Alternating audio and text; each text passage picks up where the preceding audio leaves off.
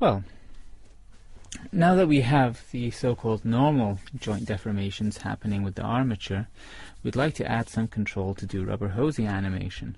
For instance, so that we can, with the calf, with the leg in this position, bend the calf out a little bit to get a nice curve between this point and that point. Well, armature bones, even though we do have the B-bones, aren't really designed to curve around. And so we have to modify the calf mesh with something that is designed to curve in such a manner. And if you guessed that we need to use a curve modifier, then you've guessed correctly. That is indeed what we need. However, we'll see that there are some problems from using a curve directly.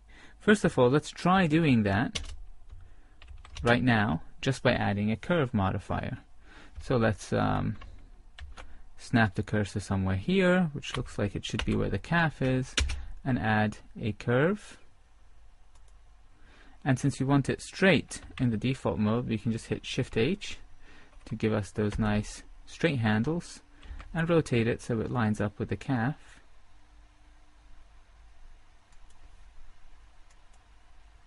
And then maybe scale it down a little bit.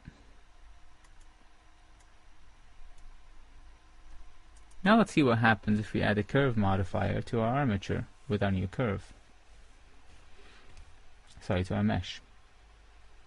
So if you select the mesh and we click on Add Modifier, and we can click on Curve for our modifier and type in the name of our new curve there. I'll call this Calf Curve.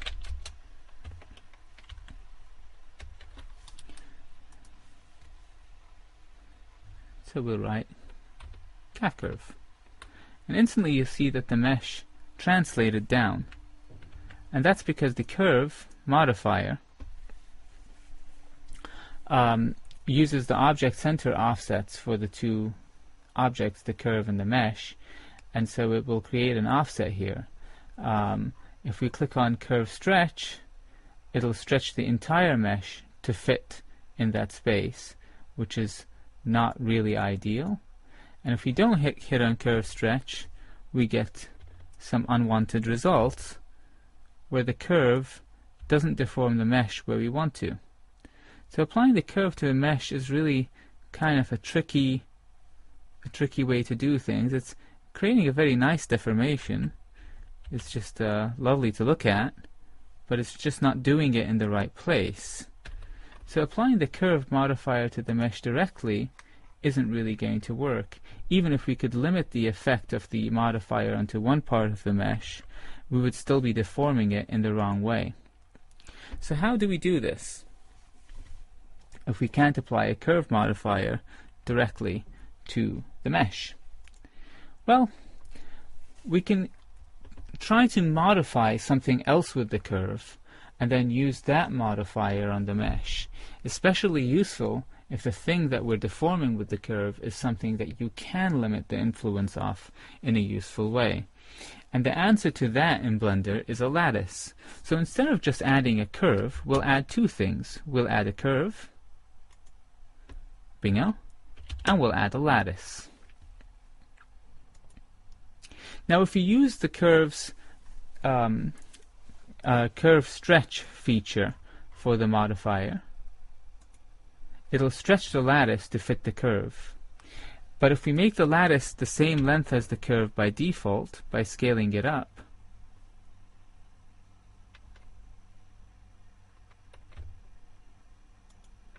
then we don't have that problem. So we can make this Shift H there to make that straight. And now if we apply the curve, let's call the curve calf curve, and we'll call the lattice calf lattice. So let's apply this curve modifier to the lattice.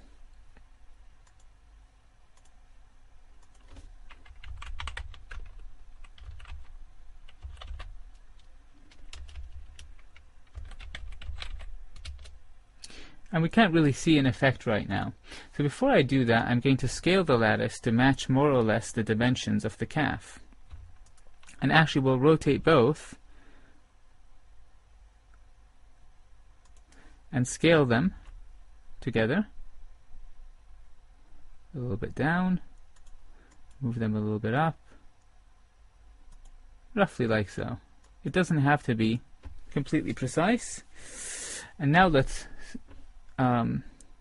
if we look at the local axes of the lattice, we can make it skinny in its local x direction by hitting Shift and moving this down like so, and we get it to fit around the calf nicely.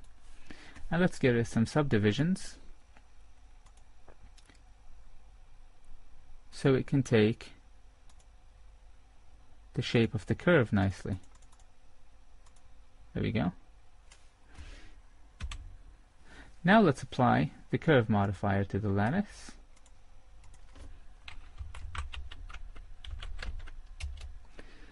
And if we select the curve, a slight hassle in this case, and we can select these two handles here, and we'll see we're getting a nicely deforming lattice. Now if you apply the lattice modifier to the mesh,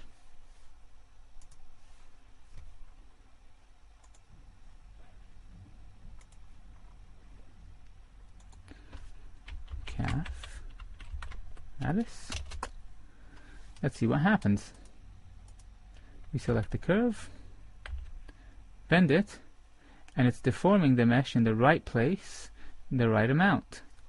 It's perfect, except that you'll notice that the mesh is getting affected outside of that area. And to make that work inside the needed area, we just need to have a vertex group that limits the influence of the modifier. So, to paint that vertex group, I'll select the mesh, hit Control Tab, and you'll notice I already have one. It's called calflat.l, and conveniently it's very close to the influence of the calf bone. And you can paint a vertex group quite easily by, if you didn't have it, by adding a new one,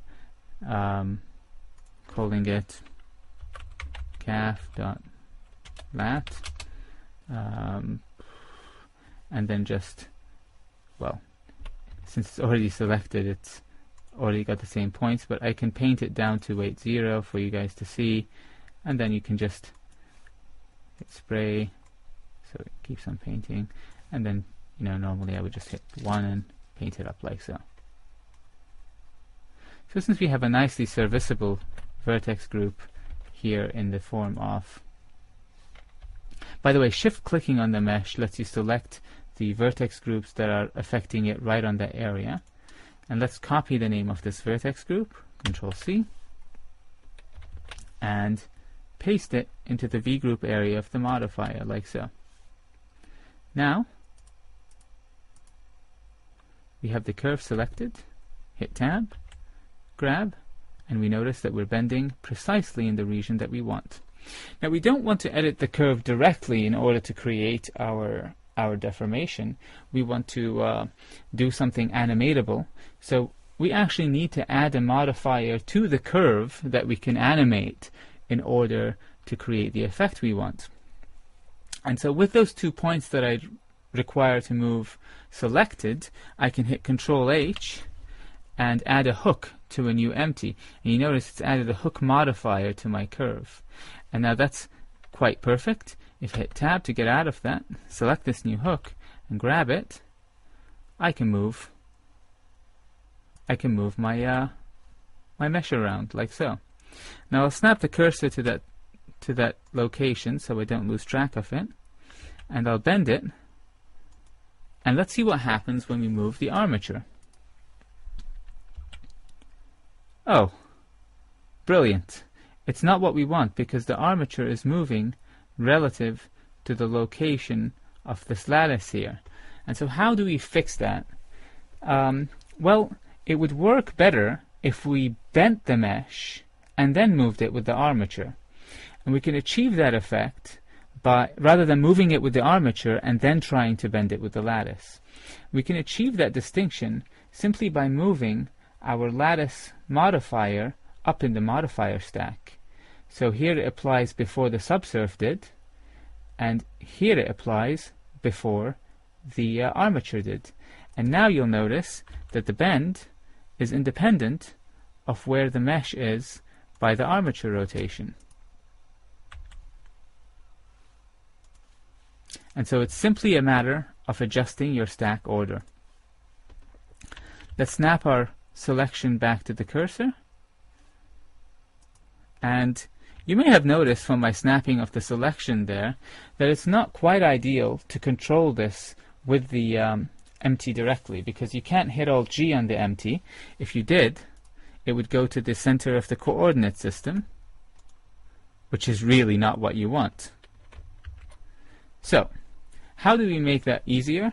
Simple. We'll add a bone to the armature, and we'll control that empty with the bone by simple parenting. We have the cursor snapped already to the right location, so I'll simply select the armature, hit Tab, and I'll add a bone. I'll make it a little bone here, and we'll call it calfbend.l. And it won't be a child of anything. I'll hit Tab, and I'll parent the empty to this bone.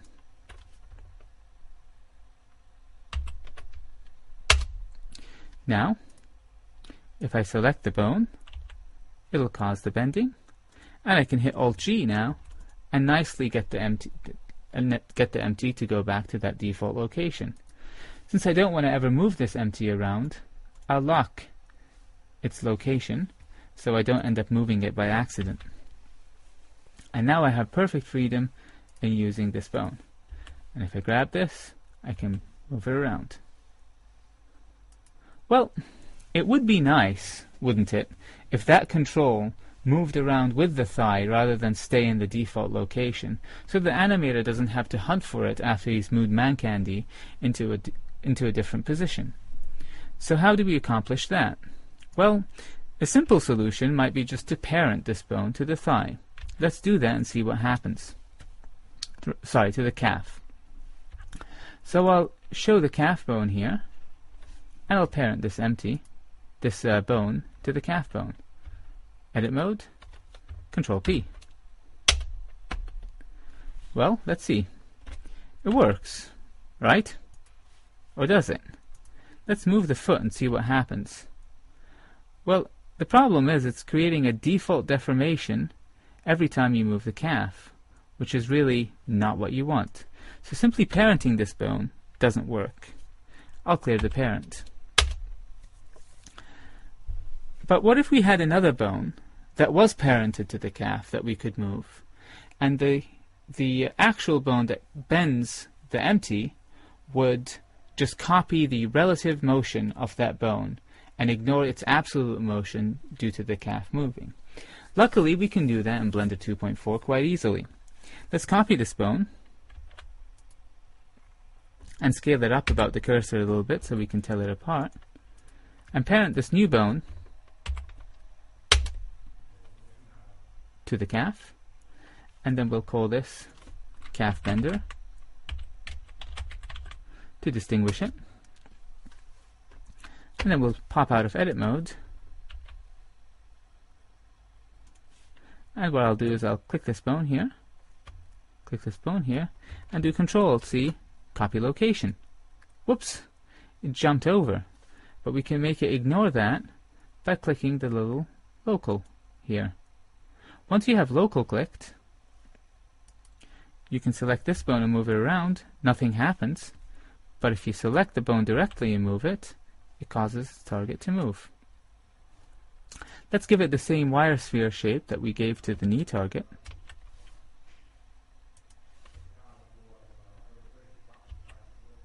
Like so. And let's move it into the layer where all the other bones are. It's already there. So let's get this bone out of the animator's layer, so he or she doesn't have to see it while she's working. Bingo. And now we have a nice control for thigh bending, for calf bending. Now, the question does arise is what to parent our curve and calf to. Do we have problems, for instance, when we move the armature away? The answer is yes, we do, because the empty moves along with its target, but the actual thigh and curve bone are not moving. And you could parent it to the armature object, which is perfect for a lot of situations, but it falls down in some cases, like when you do forward cycling on a walk. So you can compromise that by parenting it to that don't touch bone that we created earlier in the armature. So I'll make that don't touch bone visible again, and it's right there. Hit Control Tab so we can select it, and simply select this, Control P to bone, and select the curve, and Control P to bone. And as a final step, we'll just hide the curve and the lattice objects by hitting H in the 3D viewport after selecting them, and of course the empty as well. And now we'll just click on the armature again, hide that don't touch bone, and we have a seamless setup for bending the calf in a rubber hose style.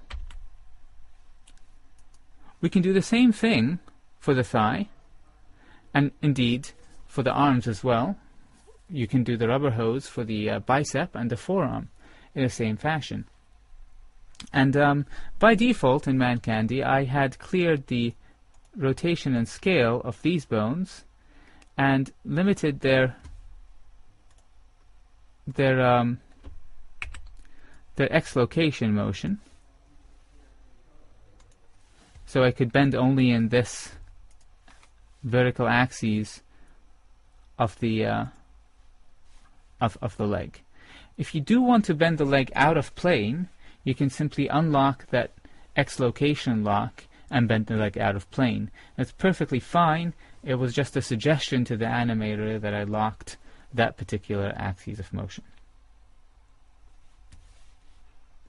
I'm not going to show how to add the curve and lattice constraint to the rest of the bones of ManCandy because it would take far too long. I'll just save this file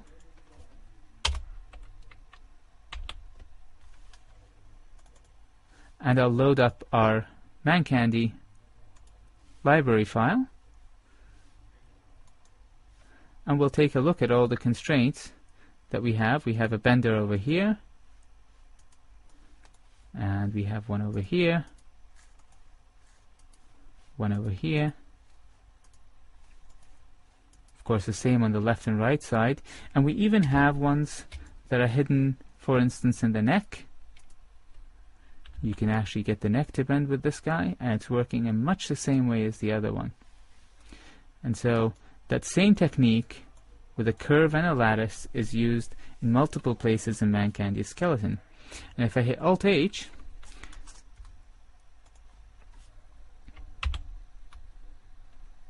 sorry, I had to hit Control-Tab, and then hit Alt-H in the 3D viewport, we can see all the lattices and curves and empties that we couldn't see before that are modifying ManCandy. And you'll see that they're lined up much the way the one that we showed in the calf was, along each limb and in the neck. There are other lattices that are being controlled directly by empties in different ways that I'll show later on.